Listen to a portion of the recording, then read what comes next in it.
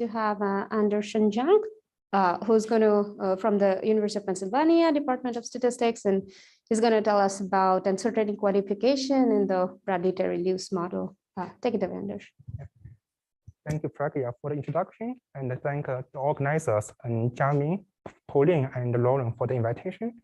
It's my great pleasure to be here. And in today's talk, I will talk about uncertainty quantification for the ranking problem. And if you have any question during my talk, please feel free to interrupt me anytime, and I will be happy to answer it. This is a joint work with two amazing collaborators at the University of Chicago. Yandy is an instructor in the Department of Statistics, and Chao is an assistant professor there. Okay. Now, I would like to start the talk by giving you some important applications of the ranking.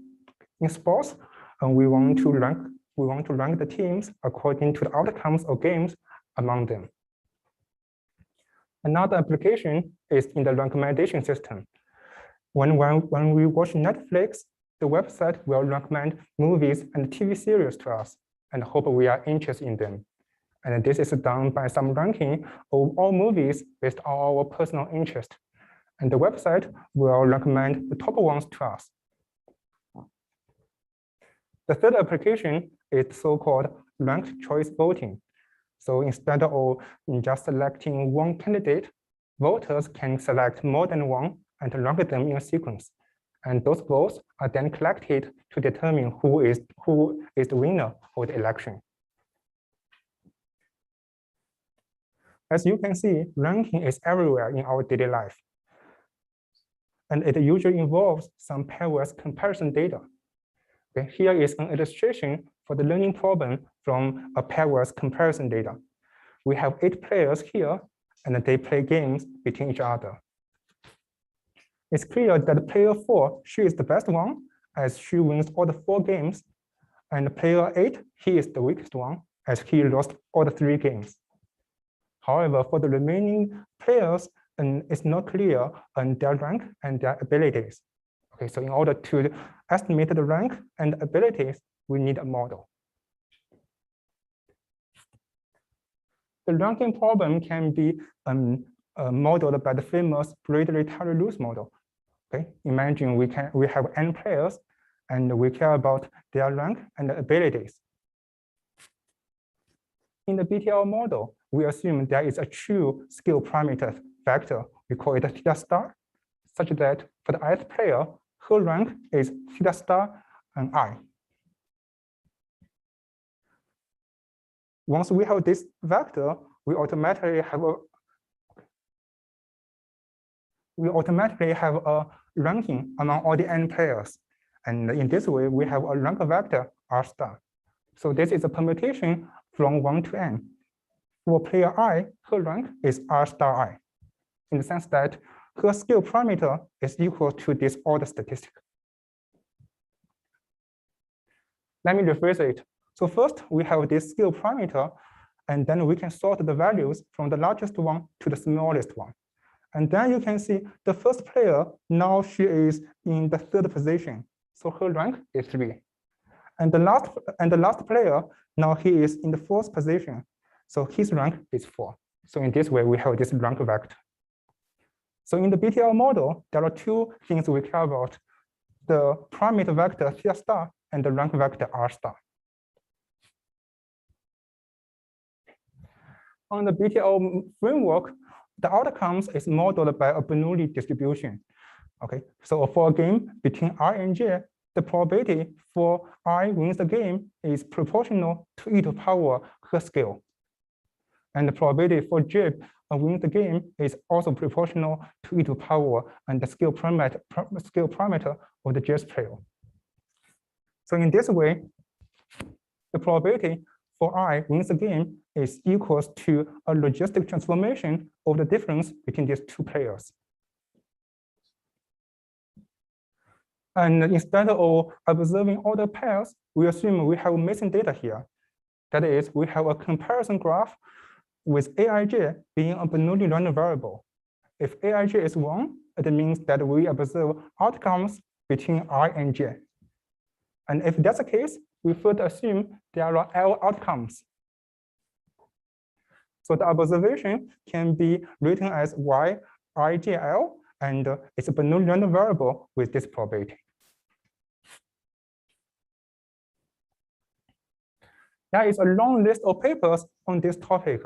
It was first studied by some computer scientists, and then in the past 10 years, it gained more and more attention from statisticians, especially Professor Martin Whelan and his group here in Berkeley.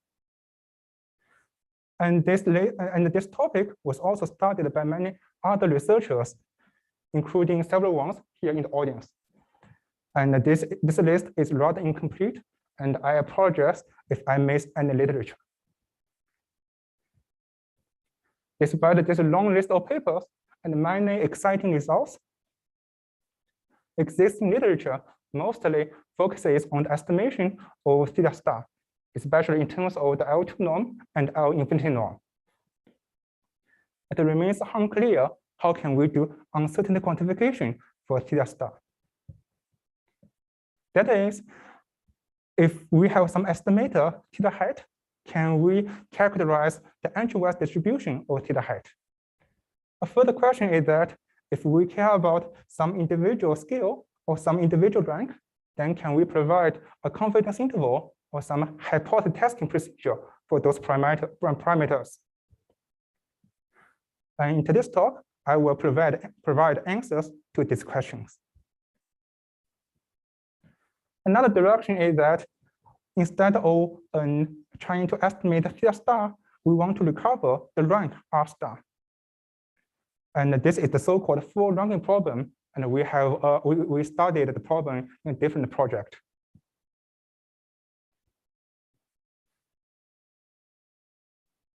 All right. So in the first part of my talk is about uncertainty quantification for MLE, which is arguably the most popular method for the BTL model. There are 3 steps in the MLE. First, we can take an average of all the outcomes for each pair. And in this way, we have the so-called Y bar IJ. This is a summary statistic, which you can understand it as the win ratio between I and J. And this is the sufficient statistic according to the Bernoulli model. And once we have this Y bar IJ, then we can write down the negative log likelihood function as follows. Then MLE is just a minimizer of this function. As you can see, this is just a logistic regression problem. So this function is convex.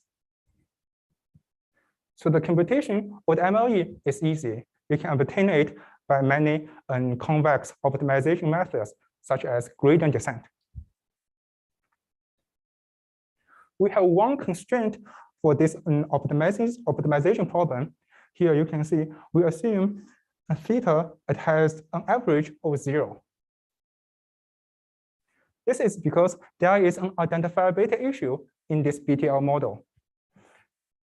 The likelihood function involves all the differences between the scales. So it means that if I increase all the coordinates of theta by the same amount, then the value of the function remains the same. Okay, so in order to make the MLE identifiable, we add this constraint.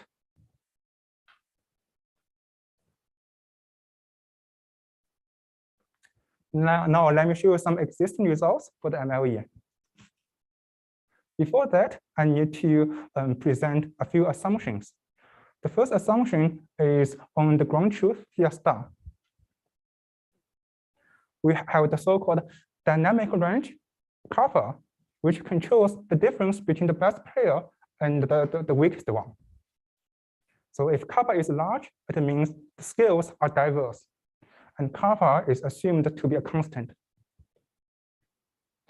The second thing is that we assume the ground truth also has an average of 0, so it's identifiable. In addition to them, if we further assume n times p is bigger than log n, then in the literature, we have the L2 norm bound and the L infinity norm bound. Here, it is worth mentioning that this assumption n times p is bigger than log n is necessary, because we assume that we have missing data. So, and the comparison graph A is a random graph with an edge probability p. So if n times p is small, then the graph is disconnected. If that's the case, then it's impossible for us to compare scales from two players if they are from two different subgraphs that are disconnected from each other. That's why this assumption n times p bigger than log n is necessary.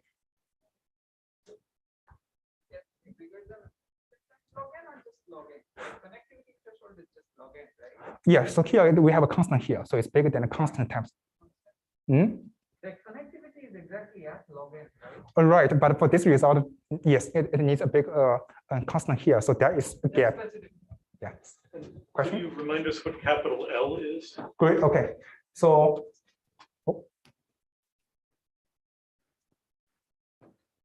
if we observe an edge between R and J, we assume there are L outcomes. So L is the number of games between R and J.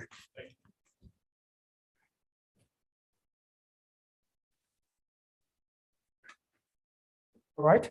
Now we have this L2 non-bound and L infinity non-bound. Then the question is, can we go beyond all these two bounds? Especially, can we characterize the distributions, entry-wise distributions of the MLE? For example, if we care about plate one, then can we say something about the distribution of this θ1 hat?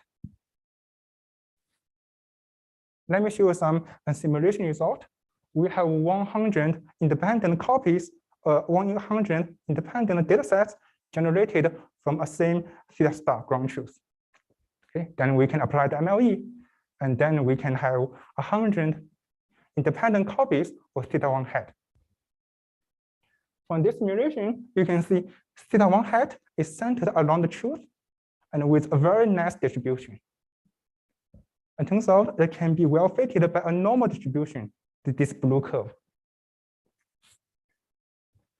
So from this result, we expect MLE has some asymptotic normality.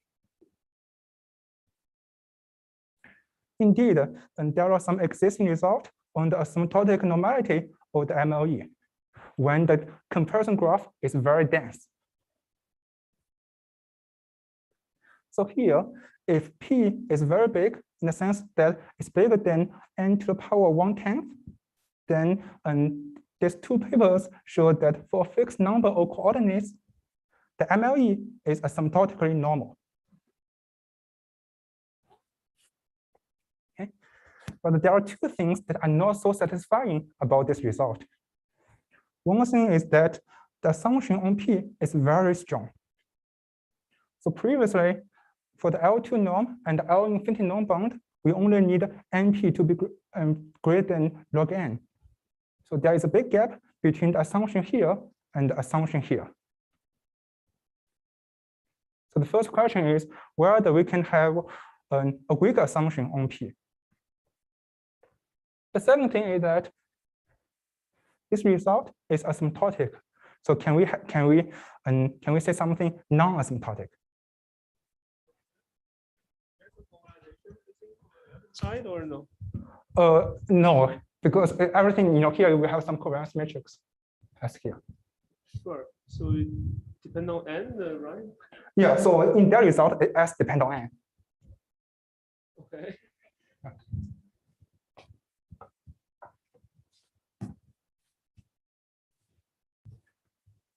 All right. Now we are ready to present our result. Okay, we call it a non-asymptotic expansion of the MLE. Okay, so we can obtain explicit formulas for the difference between the MLE and the ground truth. On the left-hand side, we have we have the difference for the ith player. So we can show it is equal to this term. We call it the main error term on the right-hand side, up to a 1 plus epsilon I factor, and with an eta I additional error. Let's have a look at this main error term.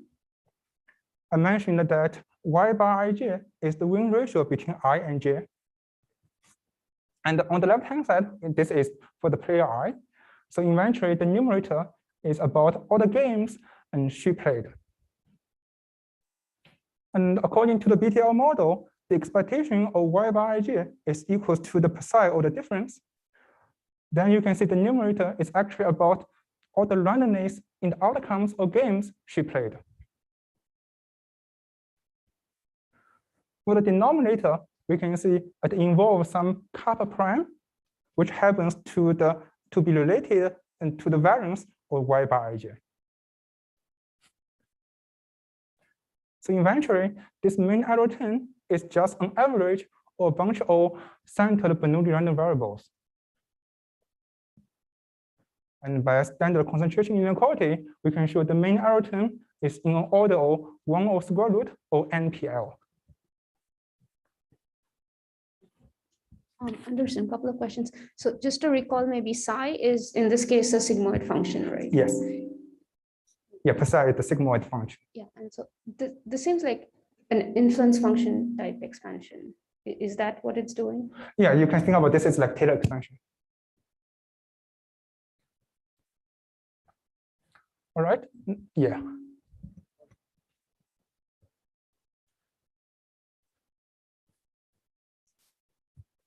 The little o's in this result are just asymptotic in N, or they're asymptotic in L as well? In N, everything depends on N. L Okay. can be 1. I see. Okay. So Yeah, you can all just, the little o's are in N. Okay. yes. All right, now let's go back to this expansion. The left-hand side is not exactly equal to this mean error term here. We have a 1 plus epsilon I factor and eta I additional error. It turns out we can have some uniform controls on both parameters, for both terms. For epsilon I, we can show with high probability, the vector has an L infinity norm upper bound that goes to 0. So the factor is essentially 1 uniformly for all the coordinates. For the eta I, we can also show that with high probability, it has an L infinity norm bound that is equal to a smaller order of 1 over square root of NPL. And I just mentioned that 1 over square root of NPL is the order of the mean error term here. So this additional error is negligible compared to the mean error term uniformly across all the coordinates.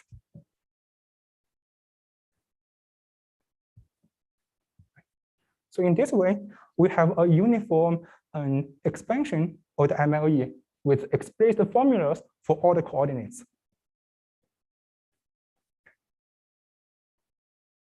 And we only need NP to be bigger than far bigger than log n to the power 302. So this is near optimal because the necessary condition is NP bigger than log n. So we only miss a square root or log n factor here. And there is no assumption needed for on L, the number of games played between 2 players, and L can be very small as 1. Yeah. So the expression in your main error term looks like it's written for any graph, not just GNP. So, I mean, do you actually, have you really proved something for all graphs and you're applying it to GNP, or do you actually need to assume that this is GNP?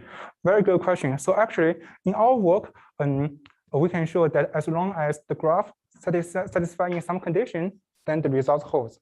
And turns out when it's from a random graph, then it will satisfy those assumptions, with high probability. Yeah, good question. All right. Once we get these results, then we can have new insights on the L2 norm bound and L infinity norm bound, which I will elaborate in the next few slides.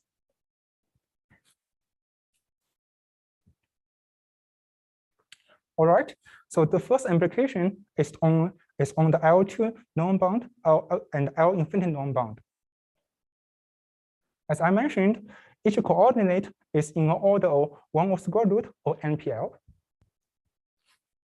So for the L2 norm square bound, is equals to the summation of all the differences squared.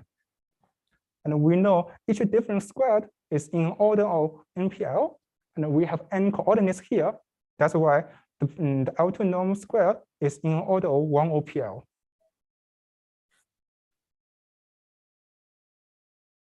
Our result and also explains why there is a log n factor in this L infinity norm bound.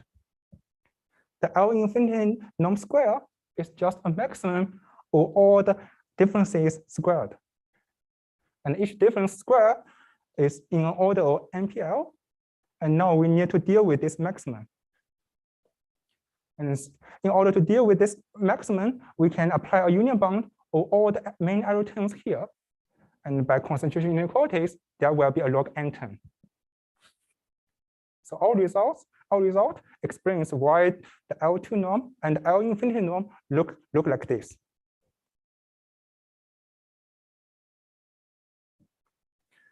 Our result also gives us the asymptotic normality. Okay, and as I mentioned, the main error term is just a summation, it's just an average or a bunch of Bernoulli random variables. So it's asymptotically normal. And I can move it to the left-hand side. Then what we have is that the term on the left-hand side converges to a standard normal distribution. This is just for one coordinate. We can generalize it. And we can show for a fixed number of coordinates, the difference between the MLE and the ground truth after multiplied by some coefficients is asymptotically normal. And here you can see our results. We only need NP and to be far bigger than log n to the power 302 is near optimal. And this result is much weaker compared to the existing result on the asymptotic normality. And for those coefficients, you can see there are functions for the ground truth, which is unknown in practice. To make those coefficients data-driven, we can replace the ground truth by our MLE. So in this way, all the coefficients can be obtained from the data. Okay. With these results, we can do confidence intervals and hypothesis testings for the scale parameters. Let's say we care about two pairs, R and J, and we can provide a 1 minus alpha confidence interval for the difference between these two scale parameters. And we can also ask whether they have the same scale or not.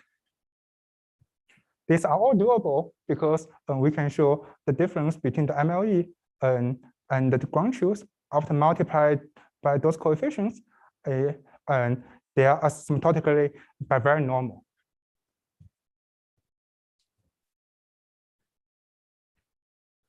A more interesting question is to infer some individual rank.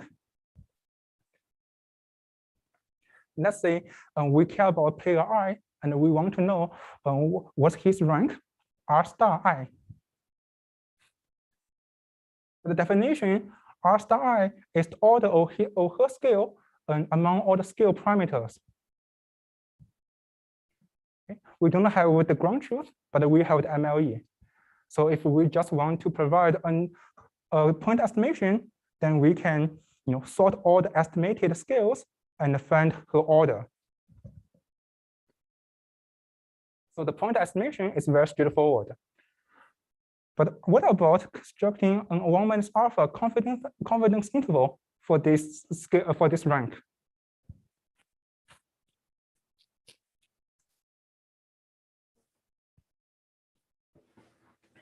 If we don't use our new result, if we just use this L infinity norm bound from existing literature, let's see what can we get.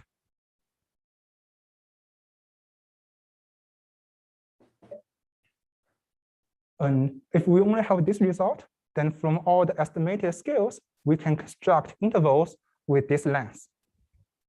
So in this way, we have n intervals.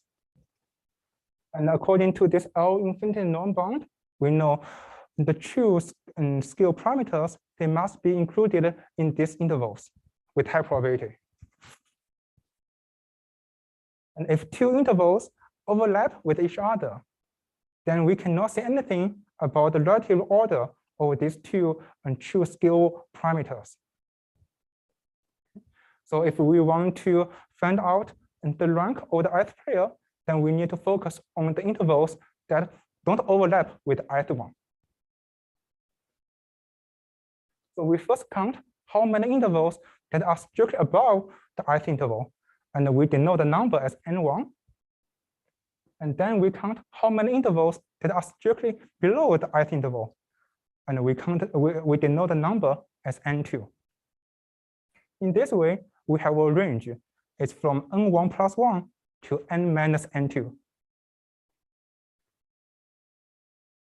And then her true rank must be included in this interval. This is what we can do if we only use the L infinity norm bound. You can see this result is not wrong, but it's very conservative. And this range, it doesn't even depend on alpha. Now let me show you what can we do if we have our new result. Okay, for the ith pair, I can construct a 1 minus alpha confidence interval for her scale. The length is equal to z1 minus alpha of 2 times her standard error. According to the asymptotic normality, we know her true scale must be included in this interval with probability 1 minus alpha. And this length is much shorter compared to the length of interval that we previously got from the L infinity norm bound.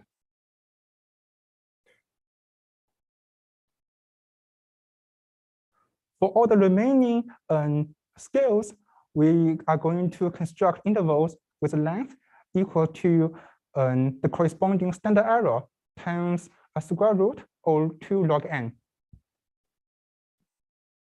And according to our expansion, we can show with a high probability, all the remaining scale parameters, true scale parameters, must be included in these n-1 intervals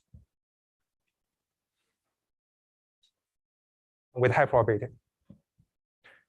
And one thing I would like to mention is that for these n-1 intervals, even though there is a square root or log n factor in the length, but their length much shorter compared to the length we got here from the L infinity norm bound. This is because now we are able to identify all the individual standard errors. That's why it's shorter. Then we can apply the same argument.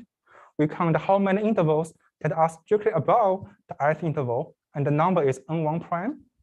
And we can denote the number of intervals that are strictly below the ith one, and the number is n2 prime. And then we can show the probability for her true rank to be included in this range, n1 prime plus 1 to n minus n2 prime, is very close to 1 minus alpha. Yeah.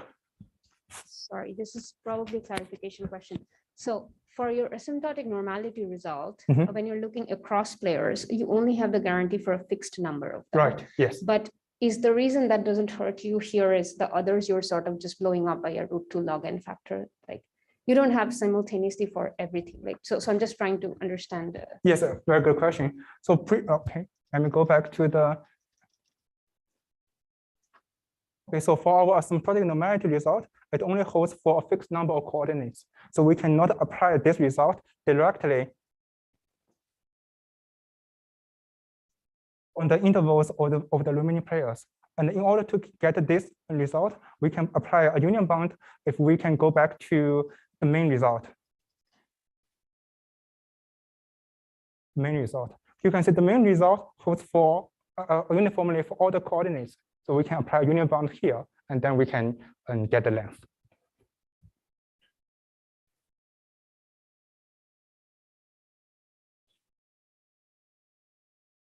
Okay, so in this way, we have a valid 1 minus alpha confidence interval for her rank.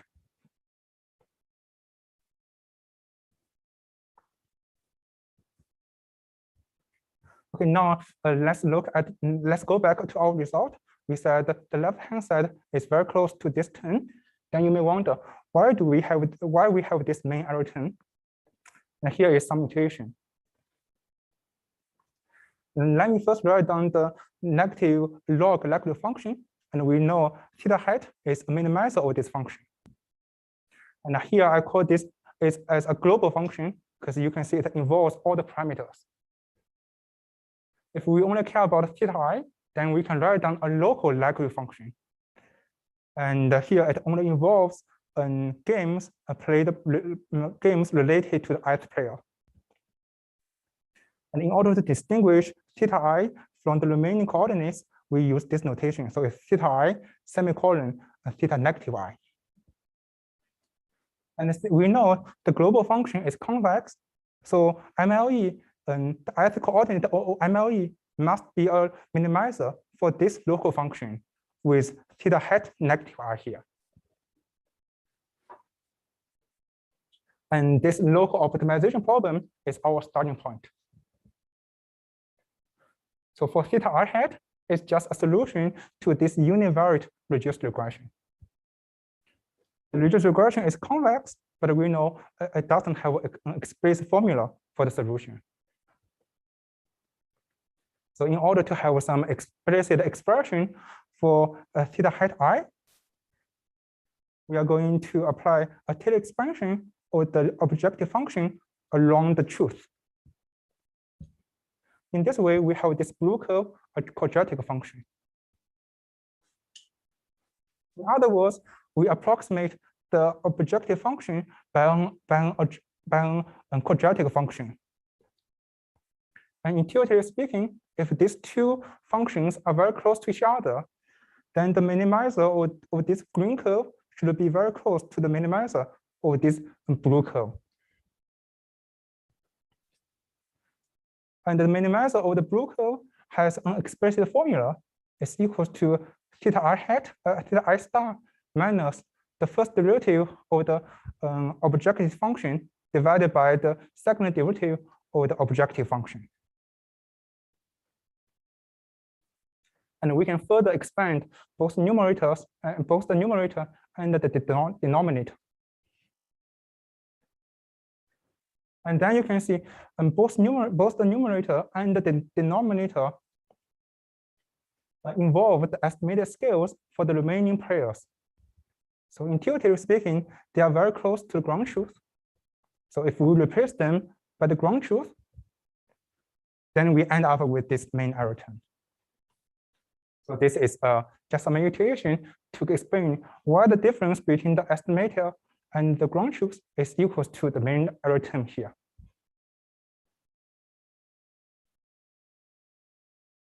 All right, so that's everything for the MLE. Then the second part of my talk is about uncertainty quantification for another very popular method, the spectrum method. It turns out the analysis we have for MLE can be carried out to analyze the spectrum method, and we can get something very similar. The spectrum method is also known as the rank centrality algorithm. It's very similar to the PageRank algorithm used by Google for web search. And the spectrum method is slightly more complicated than the MLE, but I will provide some intuition to explain why it works. It has 3 steps. In the first step, we can construct a matrix P as follows. For the off-diagonal entry, this is just a product between Aij and Y by Ji. And then we divide it by some big number D here. For the diagonal entry, this is just some value so that we can make sure each row of P sums to 1. And we can choose D to be large enough such that each entry of this matrix is a value between 0 and 1. So in this way, this P matrix is a transition matrix for some Markov chain. The second step is to find the station distribution per height. Once we have per height, we can obtain the final estimator theta tilde by applying a logarithm transformation on each coordinate or pi height. So if this is your first time seeing this algorithm, you may wonder why it works.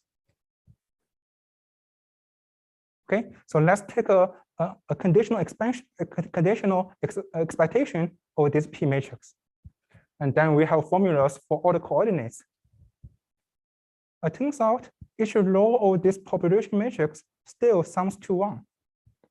So this is again a transition matrix, but for a different Markov chain. And we can write down a probability vector pi star as follows, such that each coordinate is proportional to e to the power the corresponding scale parameter. And it's easy to verify that this pi star is the stationary distribution of this population matrix. And if we want to recover the scale parameters from pi star, what we can do is just to take a logarithm transformation for each coordinate. So this is the intuition why the spectrum method works. In practice, we don't have this population matrix, but we do have a sample matrix. Then we can apply the same argument and to have the final estimate. In the last step, after we apply the logarithm transformation, we will shift all the coordinates so that the estimator has an average of 0. And so in this way, and it is also identifiable.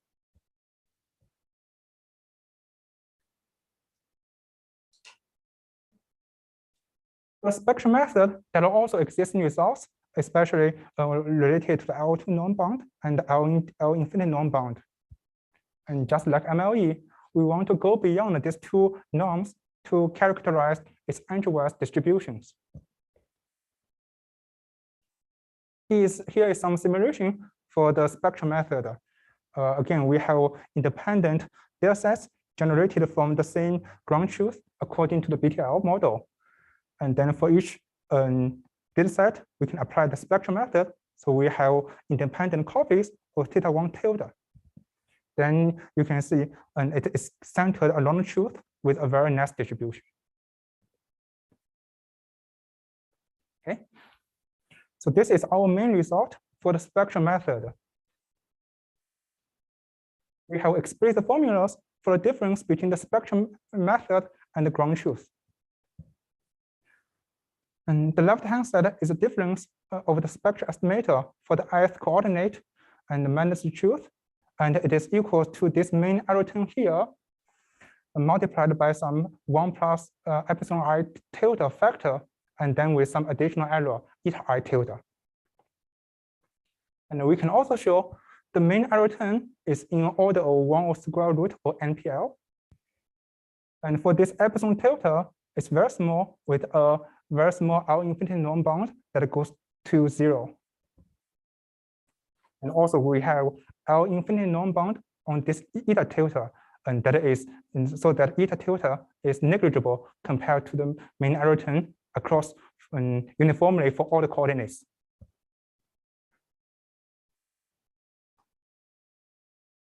It turns out the main error term here for the spectrum method is different from the main error term for the MLE. For the spectrum method, in the numerator, you can see we have some weight, and also we have a weight in the denominator. Another difference is that in the denominator of the spectrum method, we have psi and sigma wave function. But in the MLE, in the denominator, we have psi prime, the derivative of the sigma wave function. So these two terms are different from each other. Once we have this expansion, then immediately we can have a asymptotic normality for the spectrum method. So for a fixed number of coordinates, the difference between the spectral estimator and the ground truth after multiply by some coefficients is asymptotically normal. And also we can replace the ground truth here by the spectral estimator so that all the coefficients, they are data driven. Also, our assumption on P is NP is far bigger than log n to power 302. So this is also near optimal.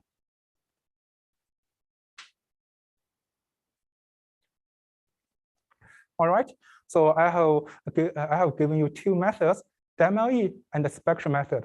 Both are very popular, but the question is, which one is better?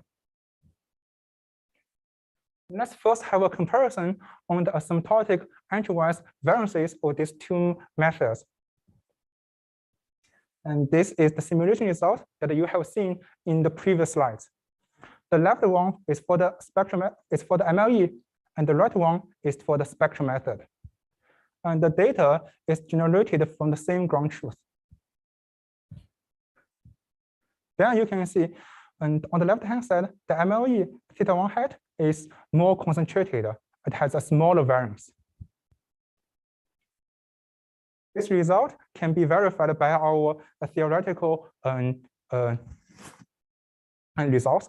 So we said that we have asymptotic normality for both MLE and the spectral method. So it's all about a comparison between these two coefficients. It turns out, by very simple Cauchy-Schwarz, the coefficient for the spectral method is always smaller or equal to the coefficient for the MLE. So our first conclusion is that the MLE has a smaller entry-wise asymptotic variance than the spectral method. So from this point of view, the MLE is better than the spectral method. We can have a further comparison of these two methods in terms of L2 estimation. In the literature, it is well known that both methods achieve the 1 OPL rate. And the 1 OPL rate turns out to be optimal rate for the L2 estimation. So it is known that both methods are rate optimal. Now with our new result, we can identify the constancies in these two places. We can show the MLE achieves this rate 1 OPL with this constant. On the other hand, the spectral method achieves the same rate 1 OPL, but with a different constant.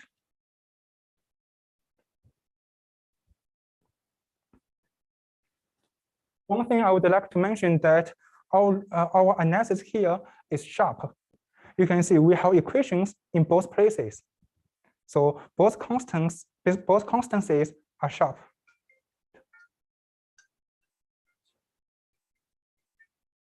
So if we want to have a comparison between these two methods, it's all about a comparison between these two constants.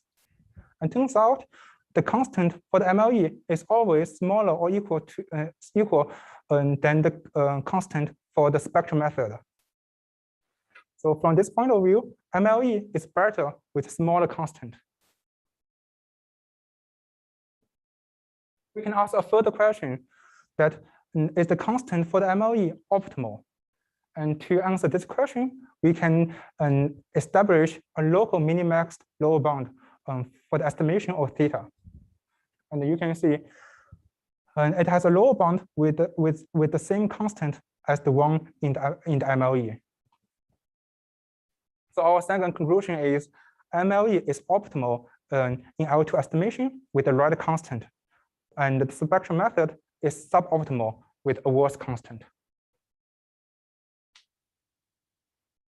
All right, so in the last few slides, I'm going to give you some iteration for the main error term of the spectral method. Okay. By the definition, the spectral estimator is equal to the logarithm transformation of the corresponding coordinate in this stationary distribution.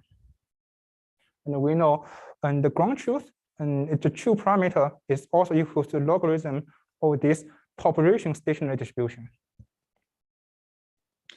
So the difference between the spectral estimator and the ground truth is eventually very close to a difference between these two coordinates, one in the sample stationary distribution, and the other one is in the population stationary distribution.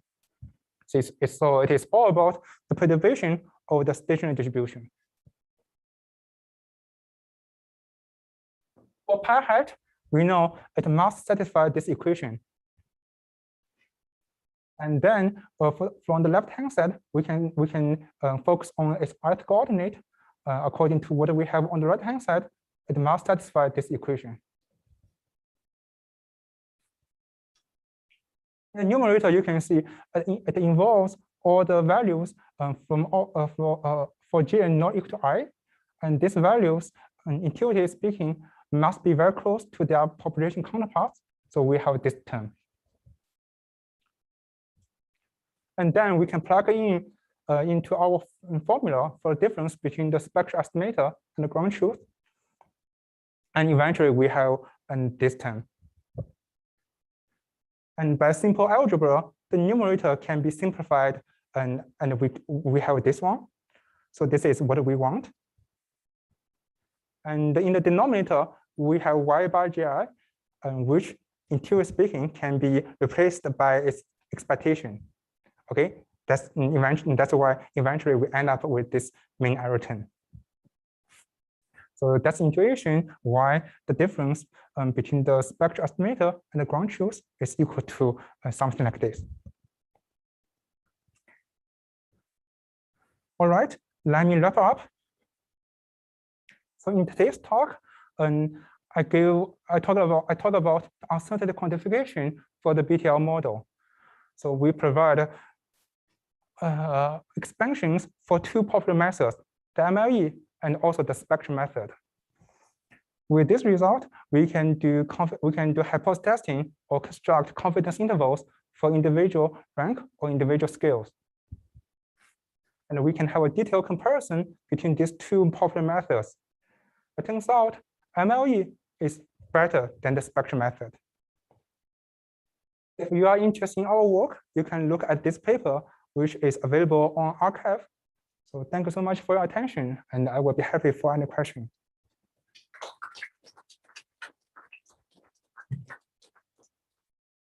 Thanks so much, Anderson. Questions?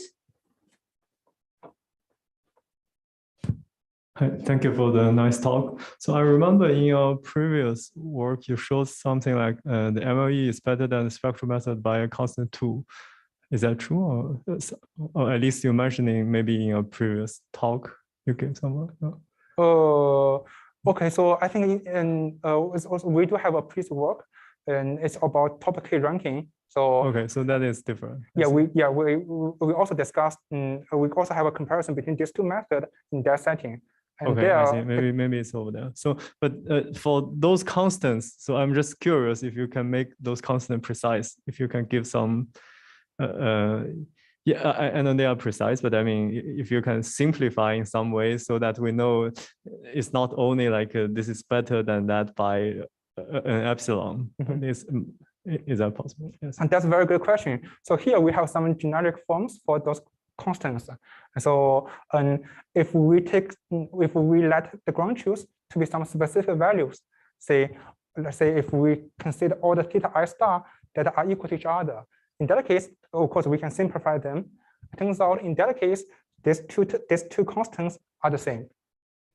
Okay. But the general idea is that they're different, and this one is always smaller, in most cases than this one. Okay, thank you. Other questions? Cheers, thanks. So say I don't mind about all the theta values. I just want to work out, say, 1 minus epsilon proportion of the theta values. Okay. Do people work on this? Because perhaps you could get like NP bigger than, you don't need the whole graph to be connected, right? You just need to have possibly like a connected component taking most of the vertices. Yeah, it's a good question. Yeah, I never thought about that. Okay. So my guess is, yeah, possibly you can do it. Yeah, but I'm not very sure. Yeah, cool. Cheers. Yeah. Other questions?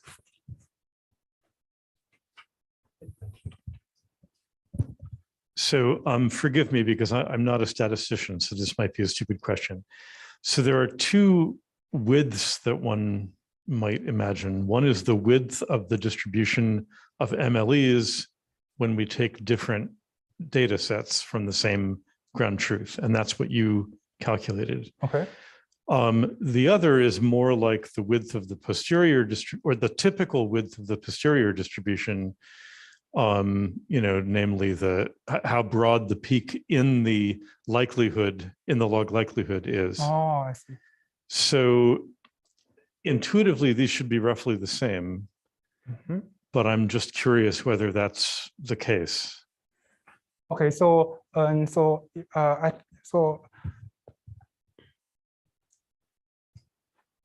me show it.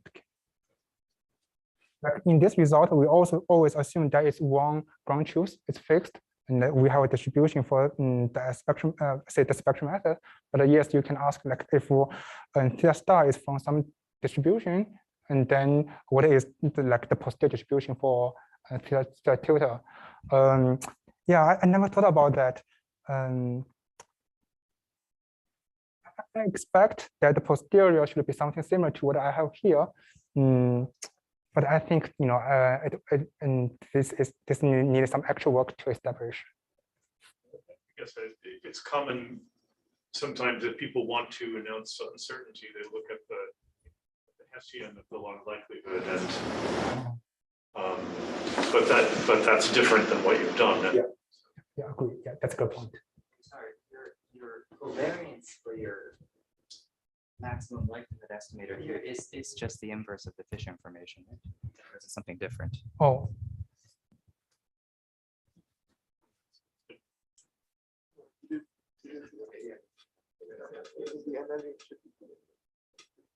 Yeah, this covariance. So this covariance is not exactly the inverse of Hessian. It's approximation of the inverse of Hessian.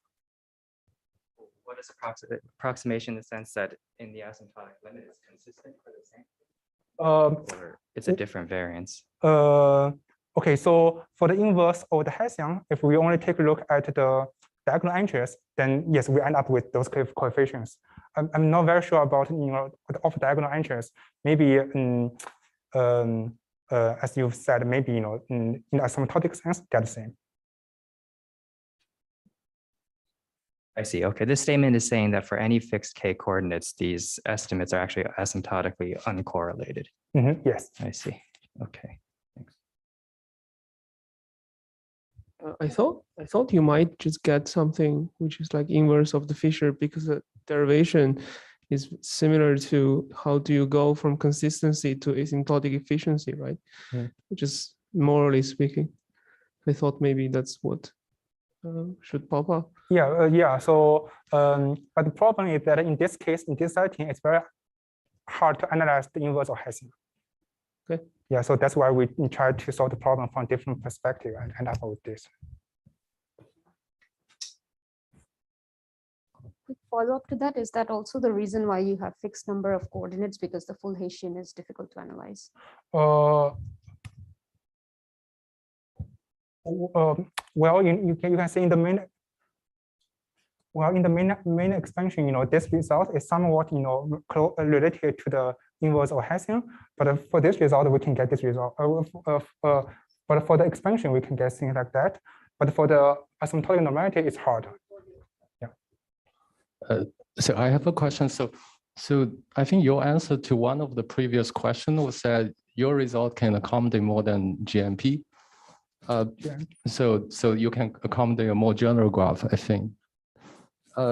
I'm a bit curious about what kind of graphs you can accommodate, because I think the L infinity norm kind of boundary lies very heavily on the random structure. So like what kind of graphs can you accommodate? Okay. Okay, that's a good point. So I would say like one generalization is that instead of assuming that we have the common P for all the edges, we can have different say Pij, but if they are in the same order, I think that should be fine. But we cannot talk about say some arbitrary graph, which can be very different from what we can realize for random graph. So for example, like for random geometric graph and those kind of things, can you can you do something? Good question. I don't know. Yeah.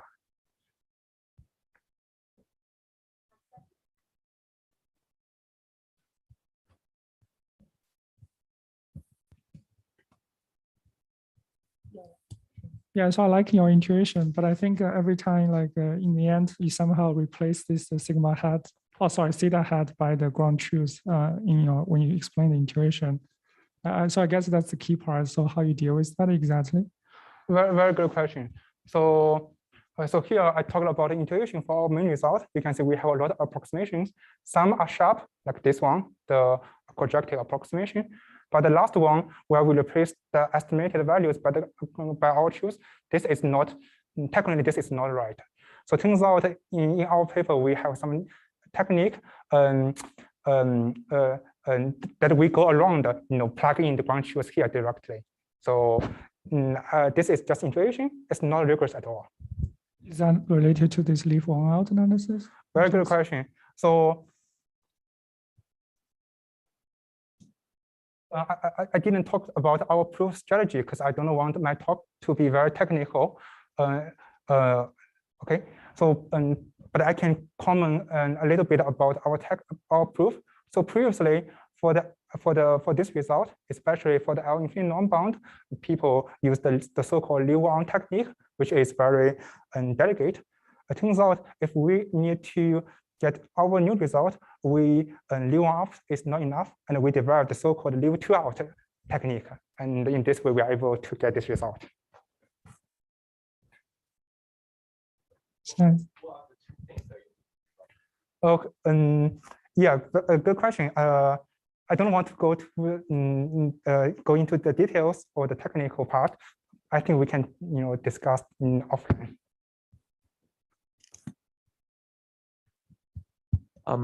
So a great talk, by the way. Just one last question, hopefully.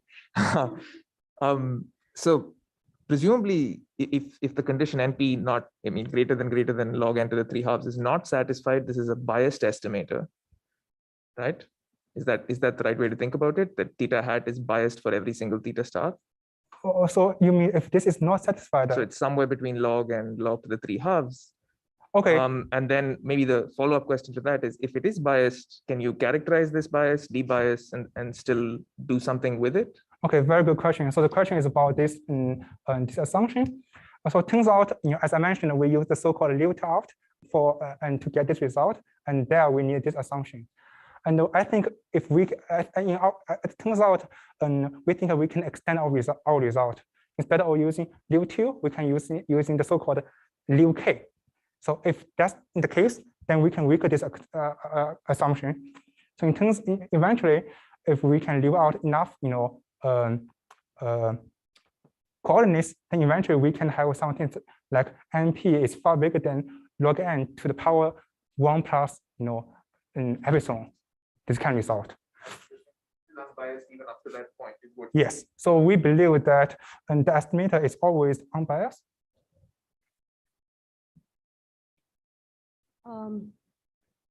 Other questions? So if there aren't any other questions, let's please thank Anderson for the really amazing and thoughtful work. Thank you so much, everyone.